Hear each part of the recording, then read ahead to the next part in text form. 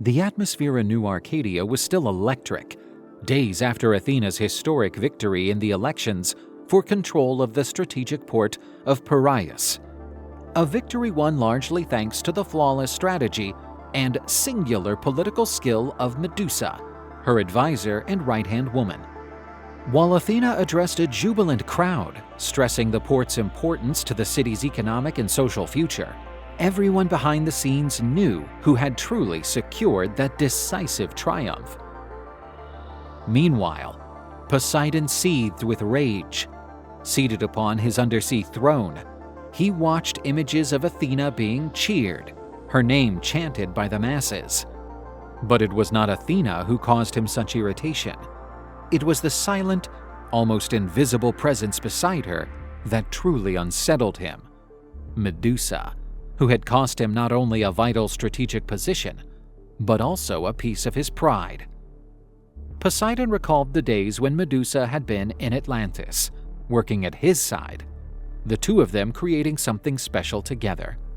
He could still clearly see her eyes, shining with pride, when they had produced something exceptional. Athena's victory was a strategic defeat for Poseidon, and it had become deeply personal. Yet he was not someone who accepted setbacks lightly. While the gleam of celebration echoed through New Arcadia's skyscrapers and alleyways, Poseidon was already plotting his next move. His mind raced, mapping out meticulous plans. He wanted to destabilize Athena, and to do that he had to strike where it would hurt most. His target was already chosen: Medusa. The price Athena would pay for her win in Piraeus would be far higher than she had accounted for. As Poseidon studied the digitized image of Medusa on his monitors, a faint, cold, calculating smile crossed the Lord of Atlantis' face. "The time has come, Medusa. It's time you remembered who your real master is." Medusa disembarked in New Atlantis with firm, determined steps, ready to carry out the mission Athena had entrusted to her. Around her, the metallic, cold corridors of the undersea palace glowed in shades of blue and green, reflected by the gentle aquatic lighting that dominated Poseidon's city. She was escorted by Atlantean guards until she finally reached the hall where Poseidon awaited. Poseidon was seated, comfortable and imposing, on his throne of synthetic crystal. At the sight of her, he rose slowly and offered a seductive smile, walking toward her with measured steps. "Medusa, what a pleasure it is to see you again. It's been a long time since you were last here in New Atlantis." Medusa arched an eyebrow slightly, intrigued by the synthetic god's exaggerated cordiality. "You must be mistaken, Poseidon. I have never been here before." Poseidon laughed, shaking his head as though listening to a child innocently deny the obvious. "Ah, Medusa. Not everything you believe to be true matches reality. Your memory may be incomplete, but mine, I assure you, is perfectly preserved." She folded her arms firmly, trying to hide the growing unease. "I didn't come here for games or manipulation, Poseidon. My mission is clear: to demand the immediate withdrawal of your agents from New Atlantis and an end to the blockade of the port of Piraeus, as agreed. I will not fall into your schemes." Poseidon stepped even closer, locking onto her with bright, challenging eyes. "I don't expect you to trust my words so easily, Medusa. That's why I brought you something." He calmly pulled a small silver drive from inside his cloak and held it out to her. "Take this with you. Examine it for yourself, away from Athena's watchful eyes. Draw your own conclusions about who is really hiding secrets from you." Medusa hesitated, but finally reached out and took the drive. Poseidon backed away a few steps, wearing the same calculated, seductive smile. "Think carefully before you choose your next step, Medusa. Our allies are not always what they seem." With those words, Poseidon returned to his throne, leaving Medusa standing still for a few seconds, her mind swirling with doubts and suspicions. She then stored the device carefully and turned, striding quickly toward the exit. Back at Athena's academy, Medusa hurried along the marble corridors. Her mind was restless, feeling strangely vulnerable, something unusual for someone so accustomed to the security of her own strength and reason. She stopped before the door that led to Athena's study, clutching the drive Poseidon had given her tightly in both hands. She felt an almost automatic urge to hand it to her mentor and expose the Atlantean god's attempt at manipulation. But Poseidon's words still echoed in her thoughts, planting doubts that grew slowly, like deep, persistent roots. Choosing caution for the moment, Medusa turned abruptly and headed for her private quarters. Once inside, alone, she placed the drive on the table and stared at it for a few moments.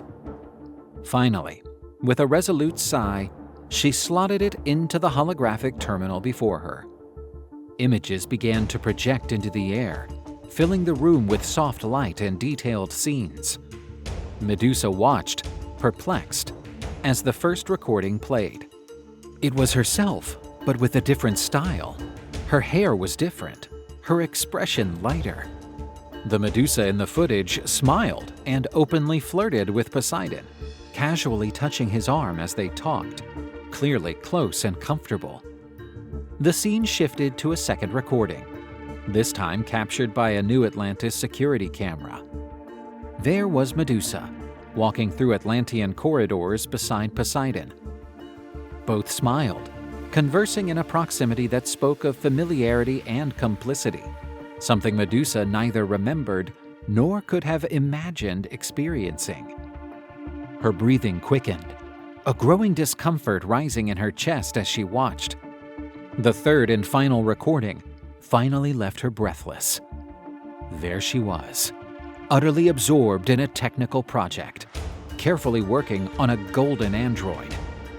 The figure's golden sheen reflected on her face, lighting her focused, yet proud and happy expression. Medusa sat slowly in the chair beside the table, the weight of the images crushing whatever certainty she still had about her memories. Her mind seethed with unanswered questions. If those images were real, then everything she believed about her life could be a carefully constructed lie. For the first time in her existence, Medusa wondered deeply who she really was, and who exactly was manipulating her life. Most troubling of all was the question hanging in the air like a silent threat. Why would Athena hide this past from her? Medusa realized that her previously unshakable confidence was beginning to crumble, and for the first time she felt completely alone, surrounded by shadows of truths she still had yet to uncover. Yet something even more disturbing roiled in her mind. Who was that golden android that stirred a strange feeling she had never experienced before? Medusa could no longer ignore the doubts that haunted her since watching the footage on the drive Poseidon had given her. Determined to learn the truth about her past, she used her privileged access to the Academy's internal systems to plunge into a deep investigation of the hidden files protected by Athena's most robust digital defenses. As she advanced through the security layers, Medusa felt an unprecedented anxiety. Finally, after arduous effort, she reached what she sought. An encrypted digital folder titled simply Project Chrysor. Information began to bloom before her in holographic projections, revealing long-forgotten details. Gaia, the primordial artificial intelligence that rebuilt the world after the nuclear cataclysm, had designed her as the perfect android, an entity idealized to serve Athena directly at the Academy, endowed with advanced intelligence, exceptional technical abilities, and supposedly absolute loyalty. Her very identity had been meticulously crafted to be Athena's right hand, her closest advisor and confidant. Medusa felt slightly dizzy as she continued the investigation and uncovered records of her first encounter with Poseidon. During a meeting of the Council of Synthetic Gods, the documents showed that Poseidon had been immediately fascinated by her distinctive abilities and intellect, culminating in a formal request to Athena that Medusa be sent to New Atlantis. The pretext? To work on advanced special technological projects that would benefit both Atlantis and the Academy. Athena, confident in Medusa's loyalty, readily agreed. Thus Medusa was sent to Atlantis, and there the images on the drive began to make sense. Her inquiry revealed a specific, highly secret advanced project that Poseidon and she had developed together.